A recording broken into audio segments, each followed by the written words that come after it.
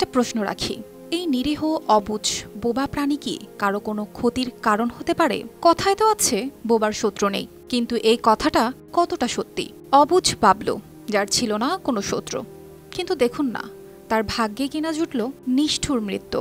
নরসিংদীতে এমন মর্মান্তিক ঘটনা ঘটেছে যা ব্যথিত করেছে পুরো গ্রামবাসীকে। মানুষ ন্যায় বিচার পেতে অভিযোগ নিয়ে আদালতে দ্বারস্থ হতে দেখা গেলেও কখনো কুকুরের জন্য ন্যায় বিচার চেয়ে কাউকে আদালতের বারান্দায় ঘুরতে দেখেছেন? ৬ বছরের প্রিয় কুকুর লাবলুর হত্যার বিচার চাইতে কুকুরটির মালিক ছুটছেন থানা থেকে আদালত।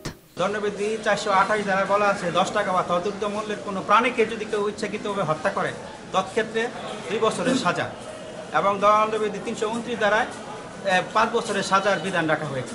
জিহাদ মিয়া ৬ বছর আগে লাবলুকে পোষ মানিয়েছিলেন, ভালোবেসে নাম দিয়েছিলেন লাবলু। ফেসবুকে লাবলু কিন্তু বেশ জনপ্রিয়ই ছিল। তার ভিডিও দেখে হাজার হাজার মানুষ হাসত, ভালোবাসা জানাতো। লাবলুর মাধ্যমে উপার্জিত অর্থ দিয়ে জিহাদ গরিব মানুষের পাশে দাঁড়াতেন।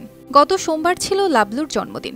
ধুমধাম করে পালিত হয় সেদিনটি, কিন্তু পরদিনই ঘটে যায় ভয়ঙ্কর এক ঘটনা। যে পেজের যে ভিডিওটা করতো, কন্টেন্ট যে ক্রিয়েটরের যে মেন যে আকর্ষণ ছিল এটা ছিল লাবলু। তো ভিডিওটা দিয়ে কিন্তু তারা লাবলুর ভিডিওটা কিন্তু দেশব্যাপী পরিচিত যেমন হয়েছে, তাদের পেজের নামটা কোভার সিট আমাদের এলাকার পেজ ছিল। এই টাকা দিয়ে কিন্তু তারা বিভিন্ন সামাজিক কাজও করতো। লাবলু কিন্তু শুধু এটা প্রাণী ছিল না, এটা অনেক মানুষের হেল্পও হয়েছে। এই লাবলুর ভিডিও থেকে এই টাকা পয়সা যেটা আছে এটা কিন্তু এটা নিজেরা কোনোদিন খরচ করে নাই, এটা সবসময় আপনার সামাজিক কাজে তারা ব্যয় করছে।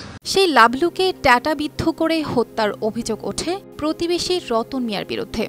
স্থানীয়দের দাবি, রতনের মুরগি খাওয়ার অভিযোগ উঠেছিল লাবলুর দিকে। এরপরই এই বর্বর ঘটনা ঘটে। এলাকার সবাই এই কুকুরটাকে খুব ভালোবাসত। তারা আমার ছেলের এটা দেখে তারা হিংসায় এই কুকুরটারে মারছে। হ্যাঁ, লাবলু আমরা ছোটবেলা থেকে লাবলুর বাবাকে পালতাম। তারপর লাবলুর বাবা মারা যায় আর লাবলু জন্ম হয়। তো লাবলু ছোট থেকে আমাদের এলাকাবাসী সহ আমি দেখতে পারতেছিলাম ভিডিওতে লাবলুর জনপ্রিয়তা। পুরো এলাকার মানুষ এই লাবলুকে অনেক ভালোবাসত। এই লাবলুর অস্বাভাবিক মৃত্যু আমরা কোনোভাবেই মেনে নিতে পারতেছি না। তবে প্রাণী হত্যার জন্য বিচার পাওয়ার আইনগত বিধান রয়েছে বলে জানিয়েছেন প্রাণী সম্পদ কর্মকর্তা। প্রাণী কল্যাণ আইনের স্পষ্ট ধারায় 6-1 ধারার উপধারাগুলোতে বলা আছে কোনো প্রাণীকে কোনো ধারালো অস্ত্র দ্বারা বা ধারালো কোনো যন্ত্র দ্বারা কোনো দ্বারা কিন্তু আঘাত করা, তাকে মারা কিন্তু নিষেধ করা। সেই ক্ষেত্রে কিন্তু এর একটা আইন আছে, তার শাস্তিরও বিধান আছে। রতন মিয়া পলাতক থাকায় তার বক্তব্য পাওয়া যায়নি। তবে পুলিশ জানিয়েছে অপরাধ প্রমাণিত হলে আসামিদের বিরুদ্ধে কঠোর ব্যবস্থা নেওয়া হবে। যে কুকুরটাকে মেরে ফেলা হয়েছে এটা আসলে অমানবিক একটা কাজ, মানুষের ক্ষতি করছে মনে হয় এমন কোনো ঘটনা আমার কানে আসে না। রতন ও তার সহযোগী মেরে ফেলছে, এতটুকু আমাদের কাছে খবর আছে। থানায় নিয়ে আসছিল, আমিও দেখছি, আমারও খারাপ লাগছে। আমাদের নরসিংদী কোর্টে মামলা করতে গেছে।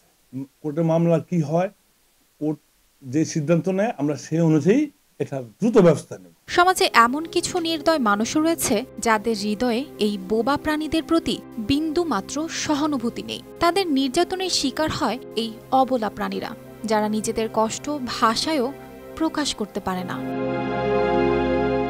News desk, RTV।